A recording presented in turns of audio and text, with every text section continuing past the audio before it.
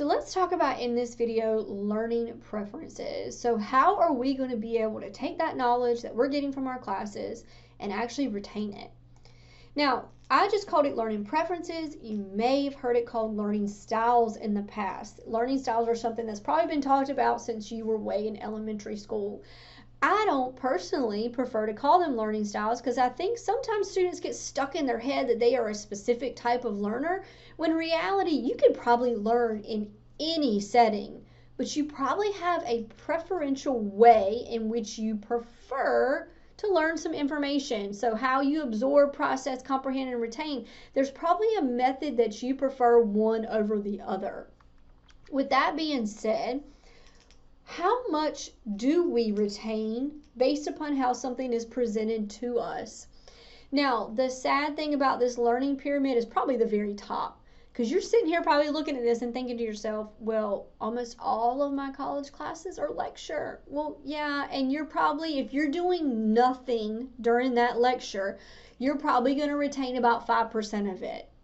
So what that means for you as a student is you can't just expect to sit in a lecture for a college class and then be successful on that exam or that paper or that test. Because if you're in a lecture on Monday and the next week somebody asks you, hey, what was the lecture about last Monday? You're probably going to retain about 5% of it if you were just sitting there. Now, you'll notice as we keep going, the top of the pyramid is what we call passive teaching methods. So if you just decide to read your textbook chapter, again, you don't do anything with it, you're probably going to retain about 10%. If you are listening, like for example, to this video, and I throw up a visual and audio, you're going to retain about 20% of it. And then you have, if you're watching somebody do a demonstration, you're going to retain about 30% of it. So what do we do as students if that's such a low percentage and that's the majority of how information is being presented to us? So how do we actually retain it? Well, then we get down to the bottom. You have to participate in your learning. So in all those methods at the top, if you have a discussion about it, so the lecture, the reading, or the video, if you get in a discussion group and you discuss it right after, you're probably going to retain about 50% of that discussion. Then you get down towards the bottom, practice by doing. You've got to do something with that material. You got to make outlines, you got to make notes, you got to do practice problems, you got to highlight, you got to do something with your reading and your lecture and your audio visual. You've actually got to practice it yourself. And then I love the bottom of the pyramid. If you don't take away anything else from this video, I hope you take away this part. The number one way to retain what you are learning is to teach it to somebody else. So if you take the time to sit down somebody else, or you can just maybe even pretend, and you make an actual lesson. So make a PowerPoint, pretend like you're up, get a whiteboard. You can go buy them from Lowe's, real cheap, piece of whiteboard, and pretend like you're teaching the material to somebody else, because that's really going to help you fill in the gaps. If a teacher is teaching a lesson and they make a mistake, they will never forget that mistake going forward. They'll never forget it. And the reason being is you are so nervous and you're so scared about making mistakes that you don't want to mess up.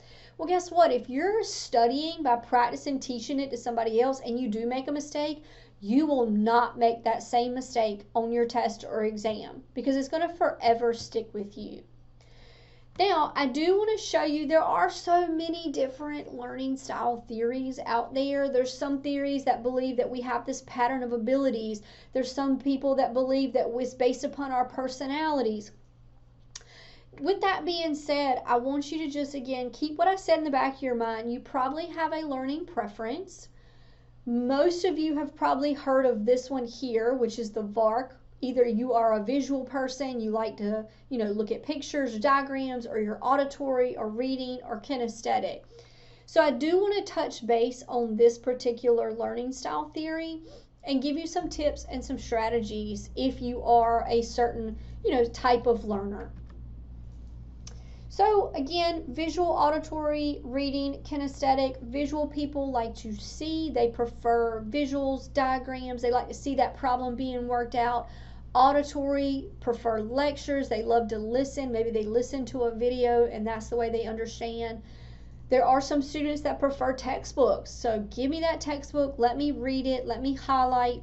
That's the way that I learn. And then there's other learners that need to do something. So they love project-based learning. They love to teach. They love to demonstrate new skills.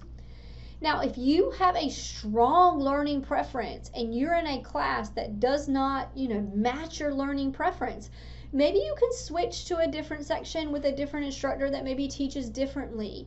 Or there could be some ways that you could overcome that specific learning preference. So if you're a visual person, if you're in a class that isn't very visual, you're going to have to do some things to help you. So maybe you make a diagram, maybe you start color coding, maybe you have to make flashcards. You might have to add images to your learning. So go out and find images related to what it is you're learning and incorporate it. Now, if you're in audio, ask your instructor, can you record their lectures? Most instructors are not going to mind. That way you can listen to it over and over and over again. A lot of audio or auditory learners like to talk out loud. So if you are reading your textbook, maybe you read it out loud, or maybe you work with a friend and you guys have that conversation about your learning. Sometimes with auditory learners, music helps. Sometimes it doesn't. Sometimes that outside noise can distract you.